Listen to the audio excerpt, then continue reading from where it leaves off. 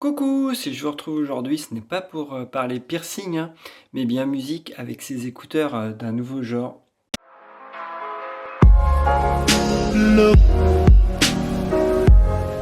Alors, le packaging se présente ainsi, hein.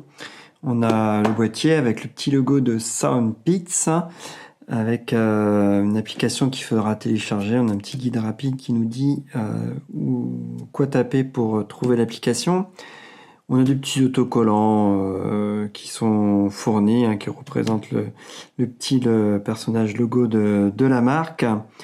On a un guide multilangue, hein, qui était un peu caché d'ailleurs. Au début, je ne le voyais pas. Il était tout simplement à l'intérieur là. Et puis c'était au fond, donc j'ai pas trop vu au départ. Je pensais que c'est dessous, non. On a juste un câble USB-C pour la recharge, hein. Et puis devant on a une petite marque qui est en fait un bouton. On appuie, on a l'état de charge du boîtier, donc là vert c'est plutôt pas mal, jaune ça commence à diminuer, on a la moitié, et après ça vire au rouge, et quand on le charge et que c'est complet, ça virera au vert directement. La charge des écouteurs, elle sera complète et on part à peu près sur 6 heures, plus après 3 recharges avec le boîtier. Donc en tout, en théorie, 24 heures, même si dans les faits, on les obtient difficilement parce qu'il faut un son quand même très moyen et pas trop solliciter les écouteurs. Donc si on a tendance à écouter un peu plus fort et à prendre des appels et tout, on sera en dessous des 24 heures en réalité. J'ai eu la mauvaise surprise de les avoir complètement déchargés, donc quand j'ai voulu les essayer, ça fonctionnait pas, j'arrivais pas à les appairer, je me suis un peu acharné et avant de me dire, de toute façon, il faut les charger complètement avant toute utilisation, et finalement c'était ça en fait, ils étaient complètement déchargés, donc après je les ai chargés, et là il n'y a eu aucun souci pour les appairer, en fait, l'appairage se fait intuitivement dès qu'on les sort, ils se mettent en on et on entend les écouteurs qui nous parlent, en anglais évidemment, hein. Et puis si vraiment on a un défaut, on les remet à l'intérieur, enfin une difficulté d'appairage on va dire, et on reste appuyé sur le bouton quelques secondes et ça va se mettre à clignoter, et ça voudra dire qu'on peut les appairer correctement. Et de la même façon, on peut les réinitialiser au bout de 10 secondes pour les remettre à zéro, et notamment c'est pour les boutons sensitifs, parce que la petite partie argentée est sensitive.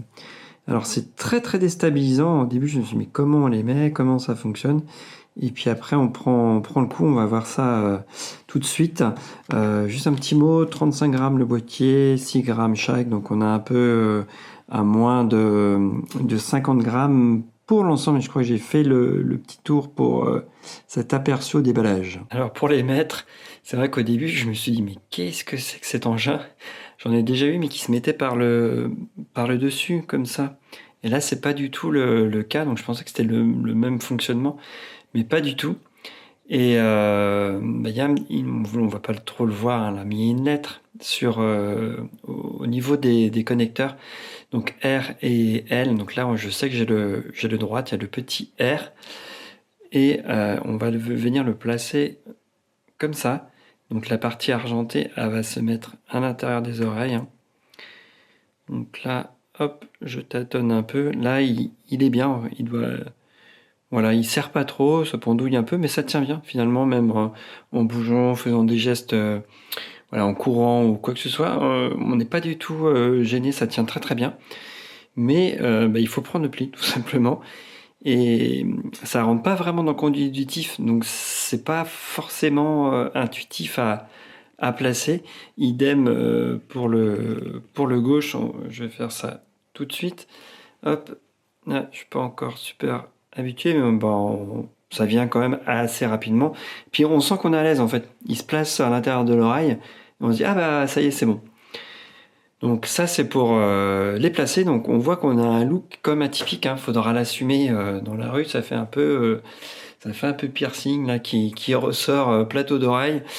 Mais voilà, c'est cette nouvelle façon de porter les écouteurs. Alors on le voit de plus en plus quand même, hein. Moi j'étais plus habitué à les voir justement, comme je le disais un peu avant, sur le haut. Voilà, donc là c'est ici. Et ils sont sensitifs, hein, tactile, sensitif, c'est un peu la même chose, mais ça se passera ici en fait. Et on a du mal à... Bah là, d'ailleurs, je viens de lancer le game mode sans trop faire attention. Parce qu'en fonction du temps ou du nombre d'appuis, eh ben, on va passer les modes. Alors, c'est pas super intuitif, hein, surtout au départ. Il faut un peu l'impression de mettre le doigt dans l'oreille pour, voilà. Là, on va toucher le dessus. Et un appui va diminuer le son à gauche. Un appui à droite va augmenter le son. Un double appui droite ou gauche va mettre en pause ou prendre un appel. Il faudra rester un peu longtemps pour refuser un appel. De la même façon, 3 secondes pour lancer l'assistant et 10 secondes pour couper carrément les écouteurs, sachant qu'ils sont indépendants, donc droite et gauche, il faudra refaire la même manip.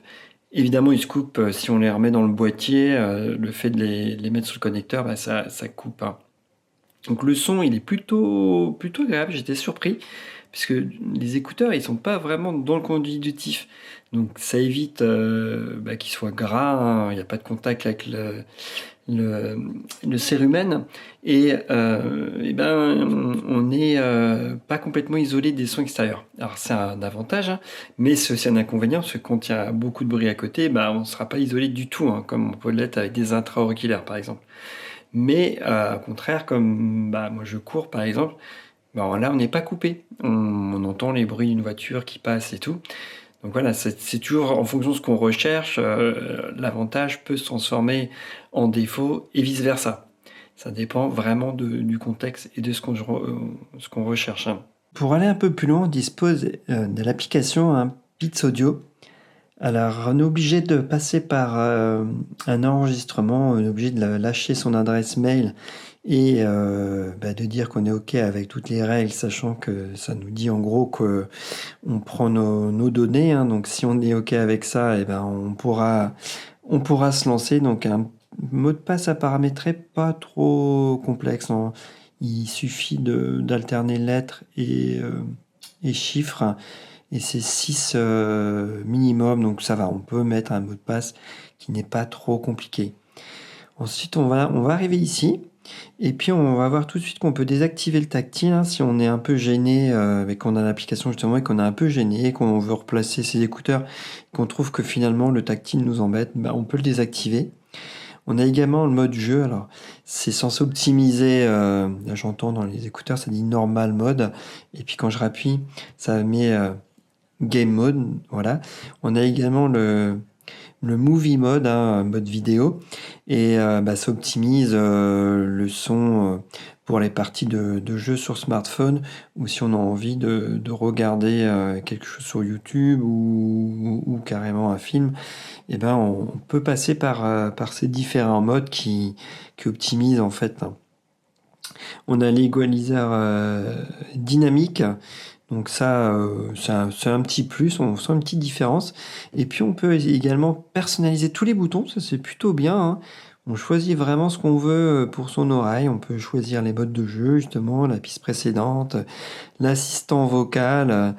Donc c'est plutôt pas mal, hein, parce que des fois on s'y perd un peu.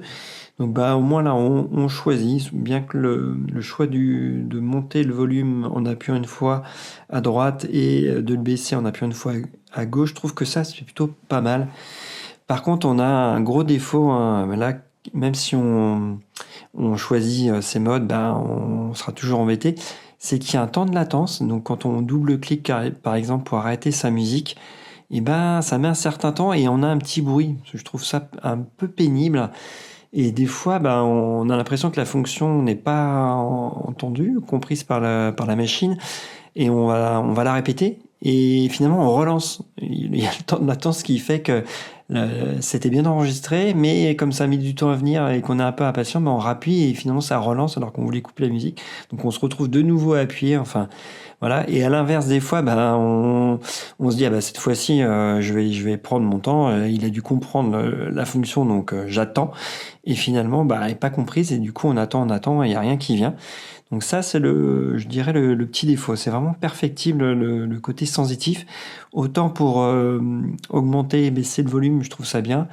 Les autres fonctions, c'est un peu moins pratique et on reste appuyé à droite pour avancer et à gauche pour changer de plage. Et si on reste plus longtemps, bah, ça peut déclencher l'assistance et très longtemps, ça coupe. Hein, ça, je l'ai dit avant, je le répète. Et on peut évidemment tout changer par ici. Et puis, on a également forcément des sons prédéfinis. Alors, il y a des petites différences, mais c'est pas énorme finalement le nombre qu'on a de prédéfinis. On n'a que 3 là. Hein. Voilà, je suis prêt pour... voilà, on peut tester des petites choses quand même. Il y a de quoi s'amuser. Et puis, on peut évidemment, mon effet sonore, hein, classiquement, mettre ce qu'on veut. Et puis, on enregistrer plein. Donc ça, c'est plutôt pas mal. Donc l'application, bah voilà, hein, on arrive ici au départ, donc on choisit si on pense qu'on en a besoin ou pas. Petite démonstration hein, du côté sensitif. Là, alors quand on l'aura dans l'oreille, on va accéder au haut. Hein. Donc j'appuie une fois et on voit que le son monte. Je continue. Voilà, et si je double-clique, on voit ça se met en pause. Je rappuie, double-clic et on repart sur la musique. Donc ça fonctionne plutôt bien, mais là je l'ai dans la main et je dirais que c'est plus facile à faire que en réalité quand c'est dans l'oreille, bah, des fois on va un peu taper ici par exemple, là il se passe rien, ou on va un peu taper plus loin, il se passe rien non plus. Il faut vraiment viser le haut. Bah, d'ailleurs là j'ai loupé et voilà, là ça marche. Et donc voilà, c'est pas mal. Mais des fois, on va pas tomber dessus du premier coup. On va aller un peu chercher plus loin. On voit, il se passe rien. Hein. Ou au contraire, vraiment tout en haut. Et il se passe rien non plus. Il faut vraiment bien appuyer ici. Et là, ça marchera bien. Alors, c'est l'heure du bilan. Alors, je ne les ai pas depuis très très longtemps. J'ai pas vraiment encore vraiment tout testé. Donc là, c'est plutôt une réaction, on va dire, à chaud. Mais je suis plutôt satisfait. Alors évidemment, ça se dessine pas à tout le monde ces écouteurs. Hein. Moi, je ne supporte pas les intra-auriculaires et j'ai des conduits auditifs très fins avec beaucoup de cérumen, tendance à faire des bouchons assez rapidement. Donc, c'est pas pour moi les intra-auriculaires. Et ceux-ci sont une bonne alternative. En plus, je trouve qu'on a tendance à mieux doser le son, dans le sens où on sait qu'on va aussi gêner ceux qui sont à côté si on met trop fort, donc on va se limiter. Donc c'est plutôt pas mal parce qu'on a tendance à moins s'abîmer les tympans. Et ça tient très bien, hein. On n'est pas du tout embêté. Ça pèse pas dans l'oreille. On les oublie très très facilement. L'autonomie semble assez bonne. Alors moi, je pousse pas le son énormément. C'est toujours dur aussi de vraiment chronométrer, d'avoir... mais voilà, j'ai l'impression que l'autonomie est pas trop délirante avec les 6 heures données. On sera un peu en dessous, mais avec un usage assez classique. Moi, je fais pas d'appel ou très peu d'appels. Donc voilà, c'est vraiment exclusivement musical. Je trouve que c'est plutôt bien. Bouton sensitif, bouton plus, moins, pas mal. Les autres, je suis pas super fan, mais on peut passer par l'application. Donc c'est pas non plus obligatoire d'avoir les boutons sensitifs. Ça pourrait être amélioré. Et Koto son, par contre, c'est vraiment une bonne surprise. Hein. Je suis par rapport à d'autres entrées de gamme que j'ai pu tester, là on est vraiment au-dessus. Ils étaient situés à peu près autour de 50 euros et je trouve qu'ils les valent. Voilà, ils sont pas pour tout le monde. J'espère qu'ils vont s'inscrire dans la durée, mais normalement la marque quand même essaye de construire sa réputation. Ils ont un site internet et tout. C'est pas une marque vraiment, comment on va dire, qui se fait comme ça et qui essaye de vendre des petits écouteurs à bas prix. On est plutôt sur le registre du dessus sans être non plus dans des gammes délirantes avec des prix vraiment très élevés. Là, ça se fait plutôt au milieu de gamme et je trouve que c'est plutôt réussi. Donc voilà pour mon avis. Hein. Évidemment, il faut les tester pour avoir vraiment une idée de ce que ça peut donner. Sachant que j'ai déjà testé des casques avec la conduite osseuse, hein, et je dirais qu'ils sont entre deux, entre des intra-auriculaires et des conduites osseuses. Mais le son est vraiment bon. On a quand même des bonnes basses sur cela, et je trouve, ouais, ça m'a vraiment surpris d'avoir une qualité de son pour des écouteurs qui finalement se posent juste comme ça sur l'oreille, qui rentrent pas vraiment. Et ouais, je suis plutôt conquis, on va dire. Allez, j'ai déjà été très très long. Je vais m'arrêter par ici. En plus, moi, il y a un peu de ciel bleu, il y a un peu de soleil, même si là, c'est en surexposition, on voit pas trop. L'occasion, une dernière fois, de dire que quand même, ouais, ça fait un look atypique et qu'il faut l'assumer. Mais il n'y a pas de souci, j'assume. Donc, je saute dans mes chaussures et je vais tout de suite profiter de mes écouteurs et du beau temps. Allez, à plus, ciao! 72 hour, goddamn.